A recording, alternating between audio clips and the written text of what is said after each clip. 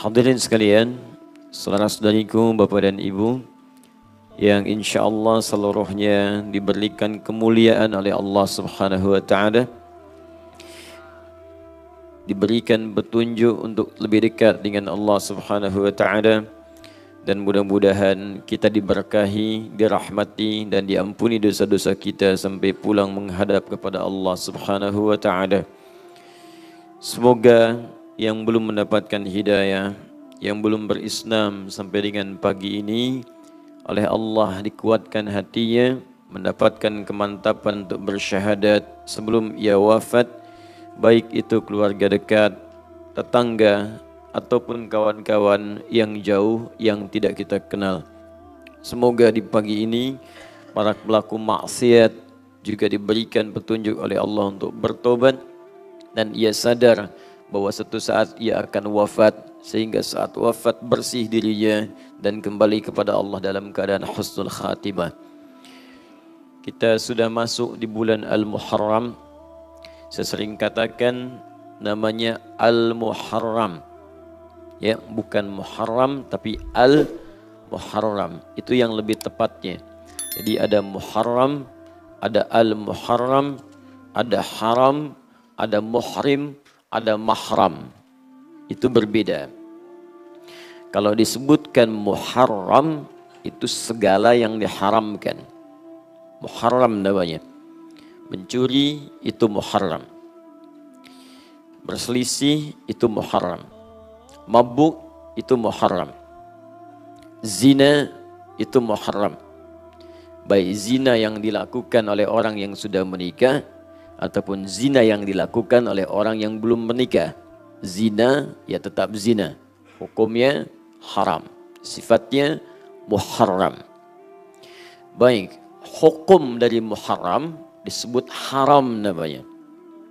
Apa hukumnya mabuk? Mabuk itu muharram, hukumnya haram.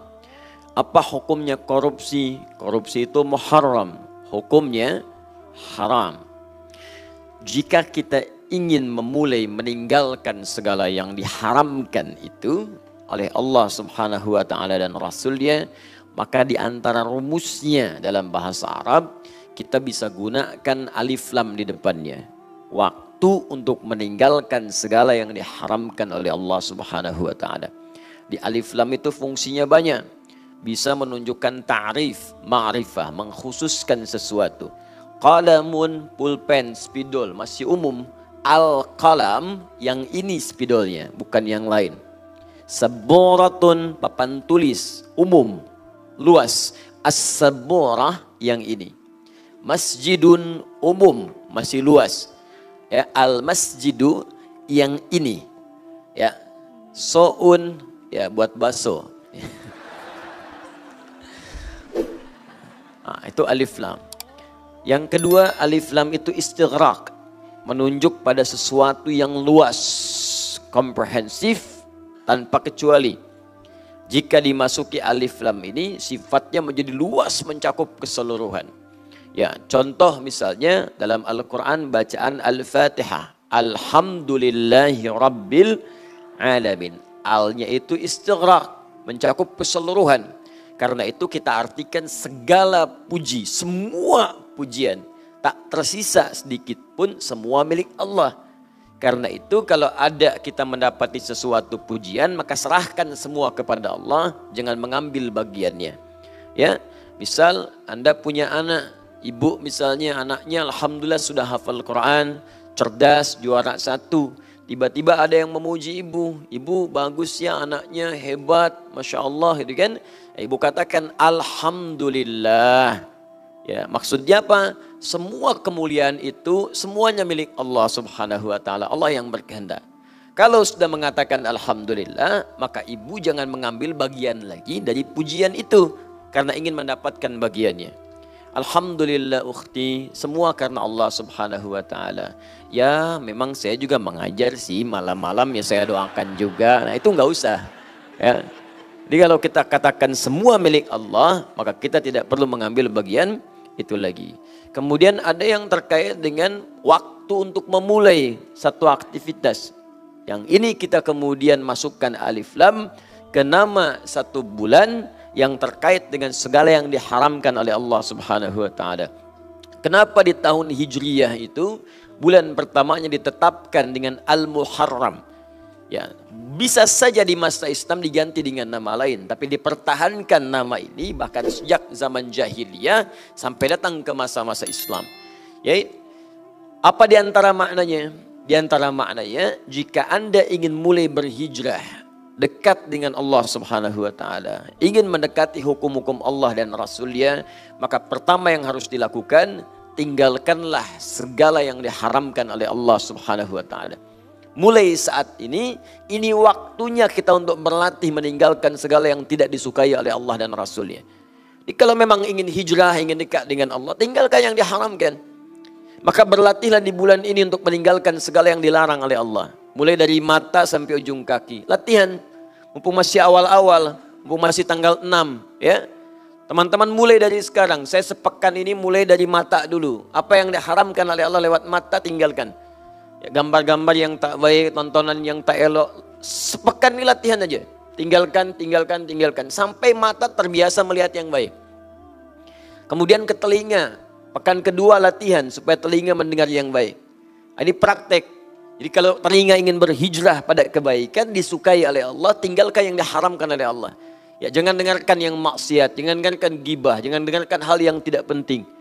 Lisan nanti ke lisan, ini agak sulit. Ya, 2 pekan lisan latihan untuk tidak mengucapkan yang dilarang oleh Allah. Ya, kata-kata kotor, mencela, menghina, hal-hal yang buruk sampai ke ujung kaki. Kalau kita berhasil kemudian melakukan itu, maka Masya Allah, Allah akan menjadikan hal-hal yang kotor dalam diri kita itu hilang seketika. Kosong. Dalam bahasa Arab, kosong itu disebut dengan safar. Ya, sifar, 0. Sifar. Saat Anda bisa meninggalkan yang dilarang oleh Allah, maka 0, kosonglah kemudian nilai-nilai keburukan dalam diri kita.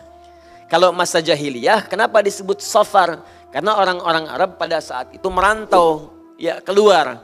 Sehingga orang yang tinggal di Mekah, sekitaran Hijaz itu kosong, hampir nggak ada penduduk karena semua rata-rata pada merantau. Dipertahankan di masa Islam, dikaitkan dengan makna hijriyah untuk memberikan kesan. Bukan konteksnya orang keluar semua lagi, tapi dosa-dosa keluar dalam diri kita. Itulah sebabnya nanti turun Quran surah ke-9 ayat 36 itu untuk menunjukkan latihan 4 bulan dikenal dengan bulan Hurum namanya. Termasuk Al-Muharram di dalamnya, berlaku sejak masa-masa di jahiliyah, bahkan sebelum Islam, dikuatkan kemudian di masa Islam sebagai warisan para nabi-nabi sebelumnya. Inna iddatasy syuhuri 'indallahi 12 syahran fi kitabillah yauma khalaqas samawati wal arda minha arba'atun hurum. Kata Allah, sungguh jumlah bilangan bulan di sisi Allah sejak mulai langit dan bumi diciptakan, ditetapkan oleh Allah setahun ada 12 bulan. Di antara 12 bulan itu ada 4 bulan untuk berlatih meninggalkan segala yang diharamkan oleh Allah Subhanahu wa taala. 4 bulan ini kata Nabi 3 berurutan. Talata mutawaliyat, 1 Dzulqa'dah bulan 11, 2 Dzulhijjah bulan 12, 3 Al-Muharram sekarang bulan pertama, dan yang keempat Rajabun Mudhar ma baina Jumada wa Sya'ban, bulan Rajab yang terletak antara Jumada bulan ke-6 wa Sya'ban bulan ke-8, yaitu bulan yang ke-7. 4 bulan ini. Di sekarang kita berada di bulan yang pertama, ayo kita berlatih untuk meninggalkan yang diharamkan oleh Allah Subhanahu wa taala. Karena itu disunnahkan banyak puasa. Ya, di bulan-bulan ini. Boleh silahkan perbanyak puasa. Tidak harus Senin saja, boleh dengan Kamis. Tidak harus terbatas Senin dengan Kamis, Selasa boleh puasa di bulan ini. Ya, Rabu boleh, Kamis berhenti misalnya, nanti nyambung lagi, boleh. Yang penting konteksnya perbanyak. Ya, kenapa memperbanyak puasa? Karena puasa itu satu-satunya dalam Islam ibadah yang komplit yang diantara manfaatnya bisa mencegah seseorang berbuat maksiat. Ya, puasa itu komplit saat dikerjakan, ibadah lain yang sunnah ikut di dalamnya. Termotivasi kita mengerjakan ibadah sunnah lain. Makanya sering saya katakan, kalau di luar puasa, jangankan sholat sunnah, sholat fardu terlambat pun itu hati itu masih biasa. Tapi kalau dalam puasa, ketinggalan sunnah pun hati bisa gelisah. Padahal cuma sunnah. Nih, salat tarawih itu apa hukumnya? Sunnah. Tapi kalau ibu ketinggalan tarawih saat Ramadan nggak enak kan? Bahkan saat habis maghrib sajadah udah dipasang pertama di masjid tuh. Ya, karena takut ketinggalan tarawih, bukan isyaknya. Tarawih. Tuh lihat. Ya, itu sunnah. Orang kalau tidak puasa belum tentu bisa ngasih saat ada orang meminta. Lampu merah depan orang minta belum tentu diberi. Tapi saat puasa yang nggak kelihatan mata itu dicatat. Bahkan ditanya, berapa jumlah yatim, berapa jumlah fakir, berapa jumlah du'afa. Itu ada anggarannya gitu.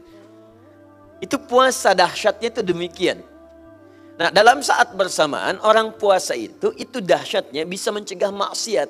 Makanya kalau rajin puasa itu pasti jadi orang baik tuh. Kalau ada orang rajin puasa tidak merubah pribadi dia jadi baik, ada yang salah dengan puasanya. Karena ketika orang puasa maka maksiat akan terjaga dalam dirinya. Gak percaya silahkan. Ya maaf ya, seburuk-buruknya orang, sekoruptor-koruptornya orang yang rajin korupsi, itu saat puasa, libur. Betul.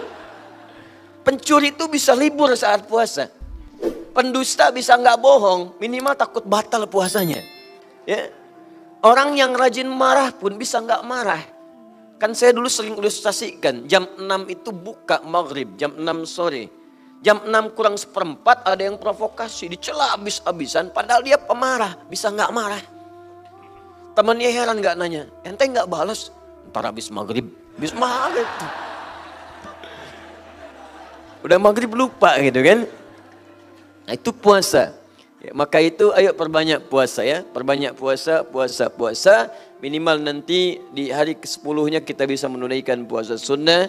Dan sunnah ini cukup ditekankan dan datangnya hanya setahun sekali. Kalau tidak mendapatinya tahun ini, kita harus menunggu sampai tahun depan, itu pun kalau hidup. Ya, kalau tidak hidup, maka tawakallah kepada Allah untuk bisa mengerjakan apa yang kita bisa lakukan di hari ini insya Allah.